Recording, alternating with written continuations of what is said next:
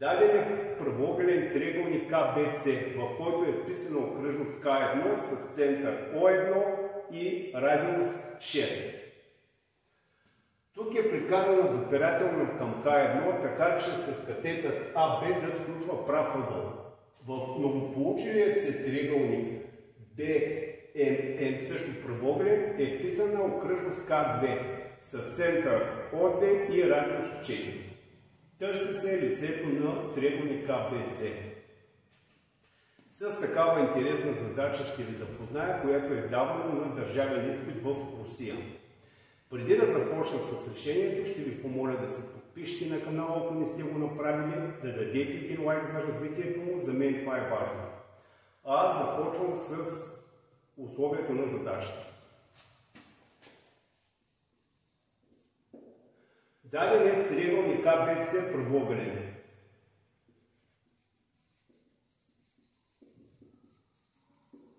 Окръжност К1 с център О1 и радиус 6 е вписана.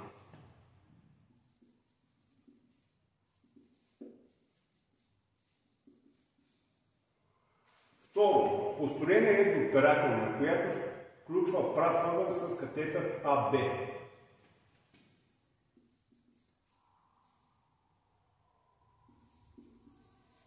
И в новополучилият се триъгълник е вписана нова окръжност.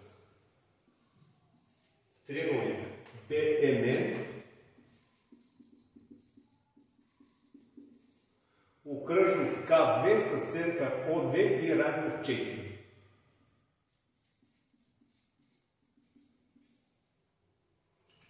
Търси се лицето на триъгълника ABC.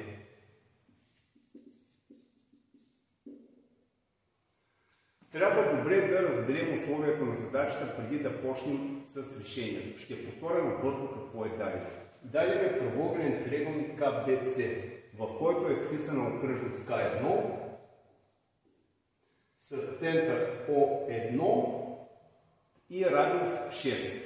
Тук е построена допирателна, така че е успорена на катетър АБ. В новополучилият се триъгълник BMN е вписана окръжност КВ с център О2 и радиус 4. Търси се лицето на триъгълника ABC. Решение. От съществено значение е как ще построя радиусите. Аз ще построя радиуса така, да стига до допирната точка, защото знаем, че радиусът с допирателната сключва прав ъгъл. Значи първо построявам О1, ние кръстим точка П и О2 точка М.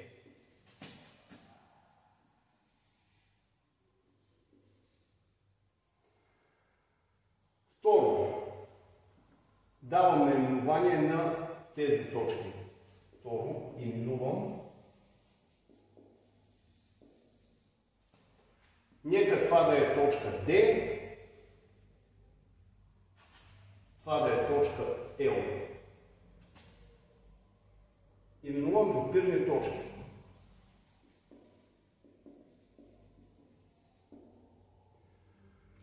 Какво можем да кажем за тези отсечки? PM равно на колко? AP равно на колко? И MN равно на колко? Ще построя още един радиус от точка O2 в точката на допиране. Този ъгъл е прав, защото радиус се изключва прав ъгъл. Този ъгъл е прав, този ъгъл тук е прав по условие. Значи получаваме 4 ъгълни, на който имаме 3 прави ъгъла. Сборът от ъглите в един 4-ъгълник е 360. Откъдето следва, че четвъртият ъгъл е прав. И понеже това е 6 и това е 6, следва, че тази фигура е квадрат. Следователно, PM е равно на 6, PM равно на 6. Същите разсъждения можем да ги направим и от сам. Получава се още един квадрат, откъдето следва, че АП също е равно на 6 и АД също е равно на 6. За малкият триъгълник имаме подобни разсъждения. МН равно на 4. Това е 4. Виждате ли колко много отсечки излязаха? Трето. Знаем, че допирателните от точка към окръжност са равни. Значи BN е равно на B, тук някоя точка. Това в случая няма да го използваме. Означавам BN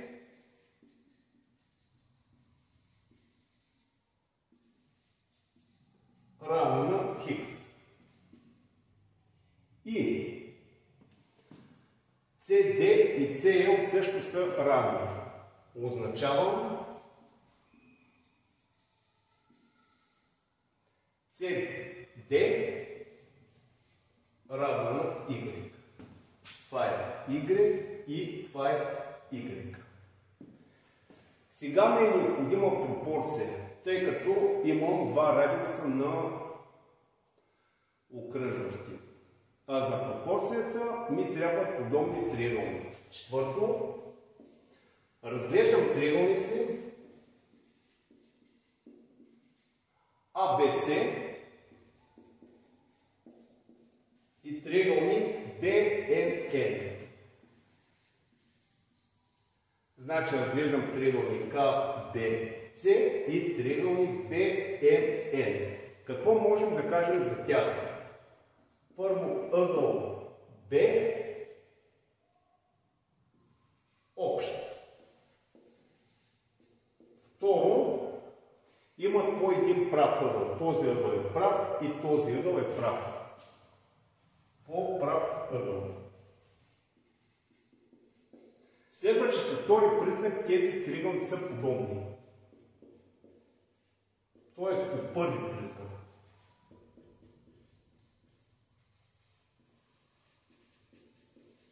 И от подобието на триъгълниците следва пропорционалност не само на техните страни, а и на техните елементи. Коефициентът на пропорционалност е 3 към 2 в полза на големия триъгълник. Сега ще съставя следната пропорция. Първо започвам от големия триъгълник.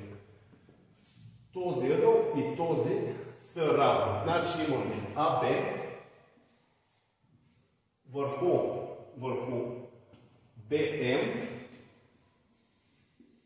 се отнася така, както радиусите на окръжностите. 6 върху 4. АБ е 16 плюс Хикс. 16 плюс Хикс върху BM.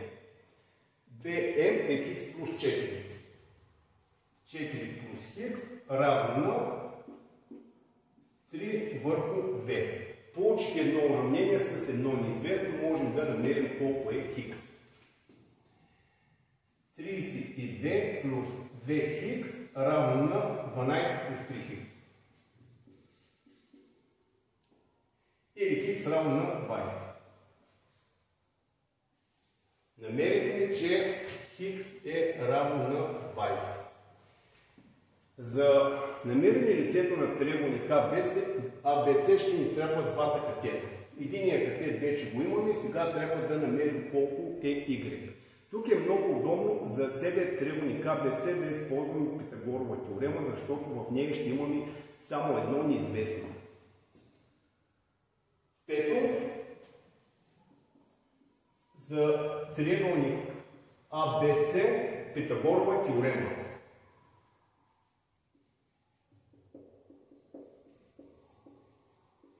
Питагоровата теорема гласи, че сборът от квадратите на двата катета е равен на квадрата на хипотенузата. Значи имаме АБ на квадрат плюс АС на квадрат е равен на БС на квадрат. АБ колко е? АБ е 20,36. 36 на квадрат плюс АС. АС е 6 плюс Y.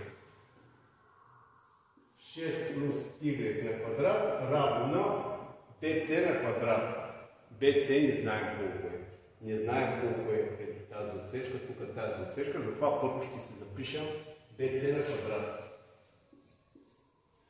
Но на помощ идват допирателните. Знаем, че от точка към окръжност допирателните са равни. Значи BP е равно на BL. Тук ще го запишем. BP равно на BL, като допирателни към окръжност К1. А BP е равно на 30. Значи това е равно на 30. Следователно BC ще бъде равно на 30 плюс Y. BC е равно на 30 плюс Y.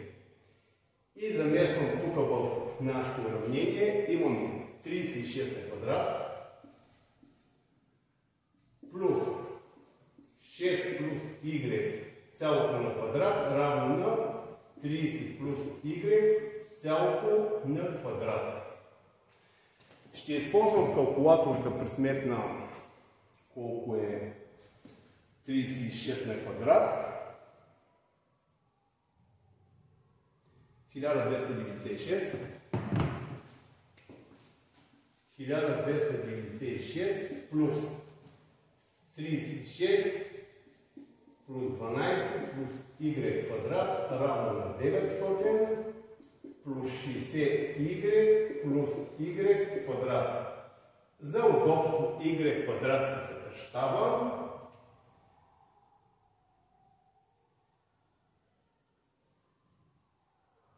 Тук има един Y. Значи 12Y минус 60Y е равно на 900 минус 1332. Минус 48Y равно на минус 432. Умножаваме по минус единица. 48Y равно на 432. Y равно на 9. Намерихме, че Y е 9. И сега вече можем да кажем колко са страните А, Б и АС. Аз тук ще се преместям. АБ е равно на 20 на 36. АС 6 плюс 9 равно на 15.